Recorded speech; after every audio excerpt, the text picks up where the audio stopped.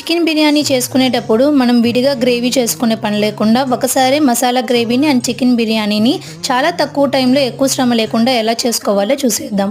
దీనికోసం నీట్గా క్లీన్ చేసి పెట్టుకున్న చికెన్లోకి పసుపు, కారం, ఉప్పు, అల్లం వెల్లుల్లి పేస్ట్, ధనియాల పొడి, బిర్యానీ మసాలా, పెరుగు, నిమ్మరసం యాడ్ చేసుకొని కలుపుకొని ఒక గంట సేపు మ్యారినేట్ చేసుకోవాలి. తర్వాత కుక్కర్లో ఆయిల్ హీట్ చేసుకొని బిర్యానీ స్పైసెస్, కొన్ని పచ్చిమిర్చి, ఉల్లిపాయ ముక్కలు వేసుకొని ఉల్లిపాయ సాఫ్ట్గా మగ్గిన తర్వాత 2 టమోటాలను ప్యూరీలాగా వేసుకొని కొత్తిమీర, పుదీనా కూడా యాడ్ చేసుకొని పచ్చివాసన పోయేదాకా ఫ్రై చేసుకున్న తర్వాత ఇందులో పసుపు, ఉప్పు, కారం యాడ్ చేసుకొని ఇలా ఆయిల్ సపరేట్ అయ్యేటప్పుడు మ్యారినేట్ చేసి పెట్టుకున్న చికెన్ని యాడ్ చేసుకొని చికెన్ మంచిగా ఉడికిన తర్వాత మనకు కావాల్సినంత గ్రేవీని తీసుకొని పక్కన పెట్టేసుకొని ఇప్పుడు అదే చికెన్లో మనం నానబెట్టుకున్న బాస్మతి రైస్ని యాడ్ చేసుకొని అంతా ఒకసారి మిక్స్ చేసుకొని రైస్కి తగ్గట్టు వాటర్ యాడ్ చేసుకొని కుక్కర్ మూత పెట్టి మీడియం ఫ్లేమ్లో ఒక 2 విజిల్స్ రానివ్వాలి. అంతే అండి, ఇలా చాలా తక్కువ టైంలో మనం గ్రేవీని అండ్ చికెన్ బిర్యానీని ప్రిపేర్ చేసుకొని తినేయచ్చు.